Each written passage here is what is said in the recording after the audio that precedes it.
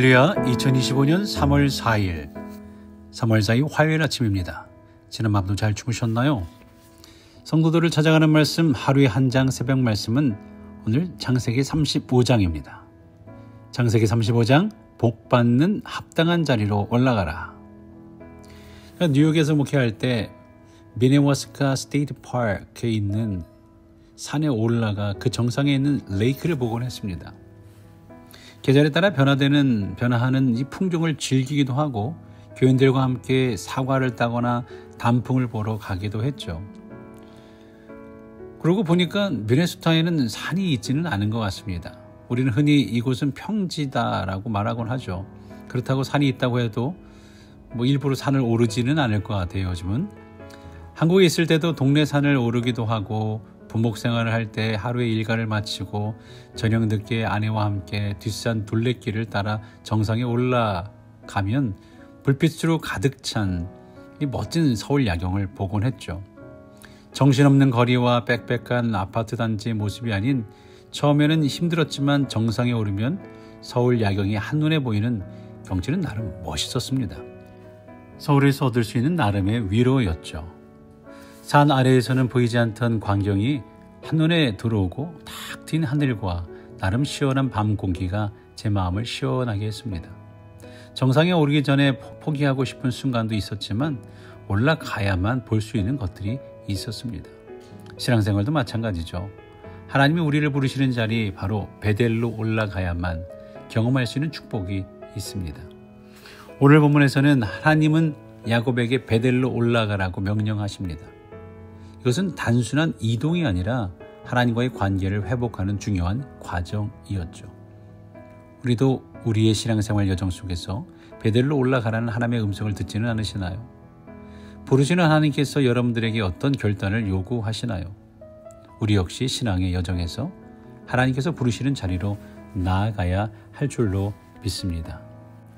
자, 이제 1절 하나님은 야곱에게 말씀하시죠. 일어나 베델로 올라가서 거기에 머물며 내가 내 형 에서의 낯을 피하여 도망하던 때에 내게 나타났던 하나님께 거기서 제단을 쌓으라. 이는 창세기 28장에서 야곱이 하나님께 서원했던 약속을 지키도록 촉구하는 말씀이었습니다.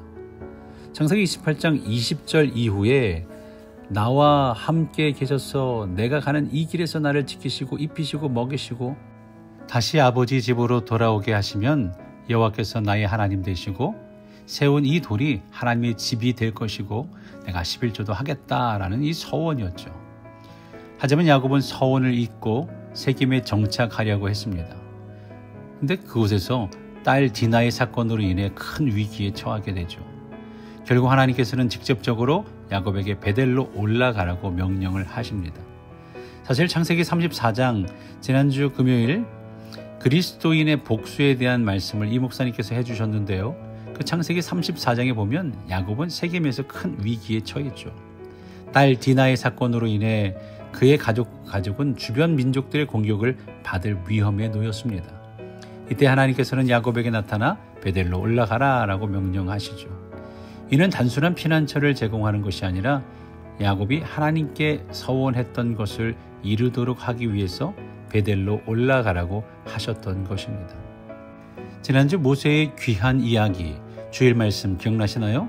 아들들의 할례를 하지 못한 모세와는 달리 야곱은 베델로 올라가기 전에 먼저 가족들에게 이방 신상과 이 부정적인 것들을 버리고 자신을 정결하게 하도록 합니다. 이는 우리에게 중요한 영적 교훈을 주죠. 하나님께 나아가기 전에 우리는 우리 안의 우상을 제거하고 회개하는 마음을 가져야 한다라는 거예요. 흔히 운동선수가 경기 전에 몸을 푸는 것처럼 그게 중요하잖아요. 우리도 하나님 앞에 나아가기 전에 영적 준비가 필요하다는 의미로 생각하게 되죠. 야곱이 가족들과 함께 경결하게 했을 때 하나님은 그들을 보호하셨어요.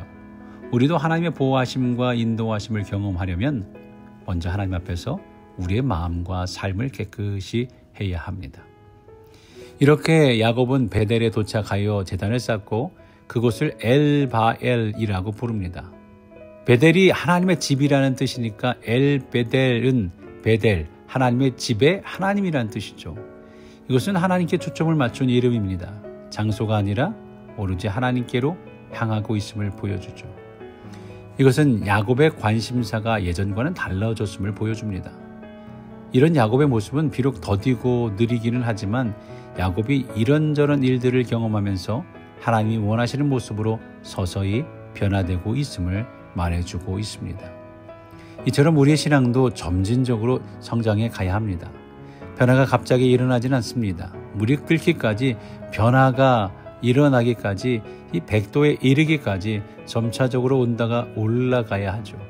어느 순간 큰 변화를 경험했다 해도 지속적으로 변화를 이어가야 합니다. 우리는 하나님의 거룩함과 같이 거룩해지도록 끊임없이 변화되어 가야 하는 거죠. 단순히 하나님을 의지하는 것으로 시작하지만 점점 하나님과의 깊은 관계 속에서 변화되어 가는 거예요. 야곱이 베델에서 하나님을 다시 만나며 변화된 것처럼 우리도 하나님을 더 깊이 알아가며 신앙이 성숙해 가야 합니다. 사실 야곱이 베델에 도착하기까지 많은 시간이 걸렸어요. 하지만 하나님이 그가 돌아왔을 때 다시 언약을 새롭게 하셨죠. 이는 우리에게도 큰 위로가 됩니다. 때때로 우리가 하나님과 멀어지고 영적으로 방황할 때가 있지만 하나님께 돌아오면 언제나 우리를 받아주시고 회복시켜 주십니다. 집을 떠난 탕자가 다시 하나님께 돌아왔을 때 아버지는 그를 책망하지 않고 오히려 기뻐하며 받아주셨죠. 하나님은 우리가 돌이켜 베델로 올라갈 때 기쁘게 받아주시며 새로운 은혜를 부어주시는 줄로 믿습니다. 이렇게 야곱은 다시 돌기둥을 세우고 하나님께 제물을 드리며 베델이라는 이름을 제호하긴 합니다. 이는 신앙의 결단과 헌신을 의미하죠. 우리도 신앙의 중요한 순간마다 하나님 앞에 새로운 결단을 세우고 헌신하는 삶을 살아가야 합니다. 야곱이 머나먼 길을 돌아 드디어 제자리를 찾아 하나님과의 관계를 회복했음을 보여주죠. 하나님이 원하시는 자리에 설 때 우리 삶의 평안과 복이 임할 것입니다. 누구나 복 받기를 원하지만 복 받는 것보다 더 중요한 것은 우리가 하나님의 복을 받기에 합당한 자리에 이르는 것입니다. 막연하게 복 받기만 바라는 것이 아니라 복을 받을 수 있는 자리, 즉 자신의 베델로 올라가야 합니다. 지금 있는 자리가 세겜이라면 당장 일어나서 하나님의 말씀을 따라 베델로 올라가셔 하나님을 깊이 만나시기를 바랍니다. 그런 만남이 이루어지기를 간절히 소원하며 함께 기도할까요? 사랑과 은혜가 풍성하신 하나님 아버지, 오늘 말씀을 통해 우리가 하나님께서 원하시는 자리로 올라가야 함을 깨닫게 해주시니 감사합니다. 때로는 우리의 삶이 세겜과 같이 하나님과 멀어진 곳에 머물러 있을 때가 있지만 우리를 다시 베델로 부르시는 주님의 음성을 듣고 순종하게 하여 주옵소서. 우리 안에 있는 모든 우상과 부정한 것들을 버리고 하나님 앞에서 정결한 마음으로 나아갈 수 있도록 우리를 인도하여 주옵소서. 하나님과의 관계를 회복하며 약속의 말씀을 다시 붙잡고 살아가게 하여 주옵소서. 이제 내일이면 제2수요일 사순절이 시작합니다.